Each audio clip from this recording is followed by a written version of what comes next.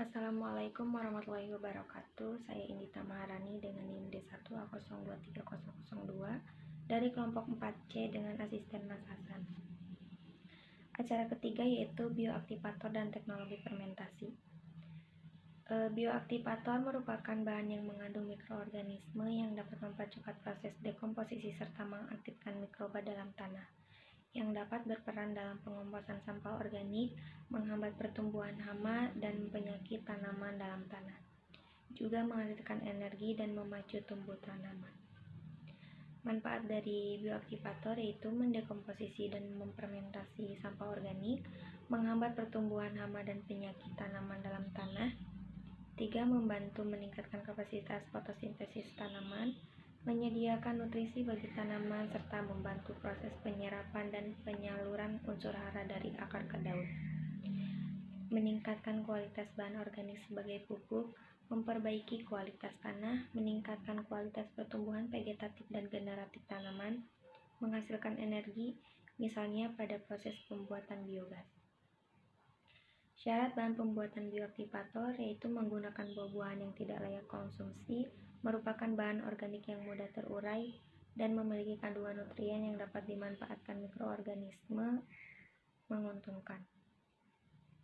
Macam-macam bioaktivator yaitu bioaktivator pengomposan sampah organik. Ada mikroorganisme spesies bakteri.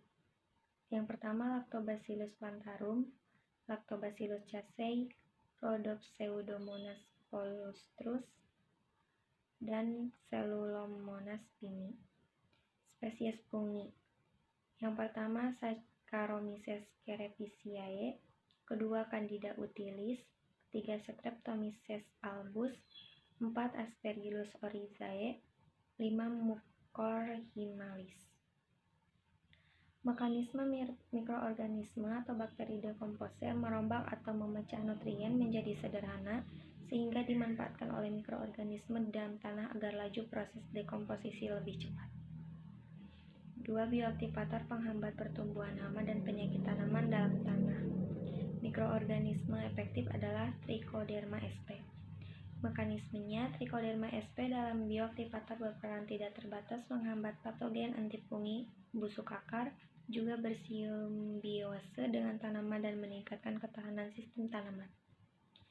3. Bioaktivator penghasil energi. Mikroorganismenya Clavibacter, Agrobacterium, Clostridium Pseudomonas fluorescens, Enterobacter sp, dan Bacillus sp.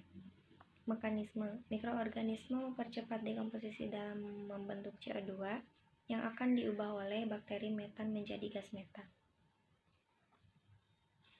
4. Rhizobakteri pemaju tumbuh tanaman atau populer disebut Plant Growth Promoting Rhizobacteria atau PGR.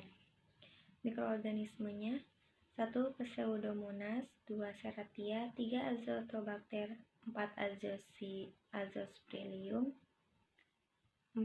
Azospirillum, 5. Acetobacter, 6. Bucholderia, 7. Bacillus. Mekanisme mengaktifkan rhizobacteria pada akar tanaman untuk mempercepat proses dekomposisi dan memfasilitasi penyerapan unsur hara dari tanah serta mensintesis dan mengubah sebagai fitohormon pemacu tumbuh. Buatan bioaktivator dengan menggunakan sampah organik. Mikroorganisme Lactobacillus sp akan merombak nutrien organik menjadi sederhana sehingga dapat dimanfaatkan oleh mikroorganisme lain, yaitu Streptomyces menghasilkan zat hormon dan enzim yang berfungsi meningkatkan jumlah sel aktif dan perkembangan akar. 2. Yeast membantu pertumbuhan akar pada tanaman. 3. Actinomycetes menghasilkan zat-zat antimikroba yang dapat menekan tumbuhan jamur dan bakteri patogen. 4. Bakteri fotosintesis akan membantu sintesis protein pada tanaman.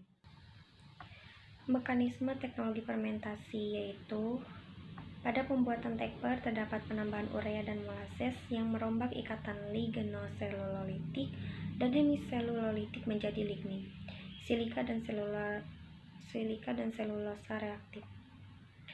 Kemudian Trichoderma viride akan menghasilkan enzim selulase yang akan mendegradasi selulosa reaktif menghasilkan enzim endo 1,4 B-glukanase dan enzim ekso 1,4 B-glukanase dan enzim B-glikosidase yang akan memecah rantai hidrogen selulosa menjadi glukosa.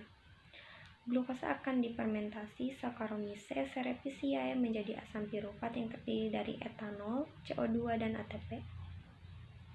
Disebut fermentasi bertingkat karena setelah difermentasi oleh Trichoderma viride akan dilanjut oleh Saccharomyces cerevisiae. Di sini ada manfaat fermentasi yaitu memperpanjang daya simpan atau pengawetan, 2 meningkatkan daya cerna, 3 menurunkan kadar serat kasar, 4 meningkatkan nilai palatabilitas, 5 meningkatkan nilai protein pakan, dan ke-6 menurunkan kadar zat anti nutrisi. Pada pembuatan praktikum kali ini yaitu kulit pisang dan kulit singkong. Alat yang digunakan yaitu plastik laundry, pisau, talenan, penampan plastik, timbangan analitik, Erlenmeyer, karet gelang, dan latex. Bahan yang digunakan yaitu limbah agroindustri, molasses 5%, urea 0,5%, inokulum Trichoderma viride 5%, dan inokulum Saccharomyces cerevisiae 5%. Cara kerja limbah agroindustri dipotong hingga kecil berukuran 3-4 cm. Kemudian diambil 250 gram cacahan kulit pisang dan kulit singkong diletakkan dalam penampan plastik. Kemudian tambahkan molasses sebanyak 5% dan tambahkan urea sebanyak 0,5% dari bobot cacahan limbah agroindustri. Kemudian disterilisasi dengan autoklaf pada suhu 121 derajat Celcius dan tekanan 1,5 atm selama 15 menit. Dinginkan sampai suhu mencapai kurang lebih 40 derajat Celcius. Kemudian inokulum Trichoderma viride sebanyak 5% P4W diinokulasikan pada limbah agroindustri. Diinkubasi pada suhu 37 derajat Celcius selama 3 kali 24 jam. Setelah itu tambahkan inokulum Saccharomyces sebanyak 5% dan kemudian diinkubasi selama 2 kali 24 jam. Amati perubahan tekstur, warna, dan bau. Terima kasih. Wassalamualaikum warahmatullahi wabarakatuh.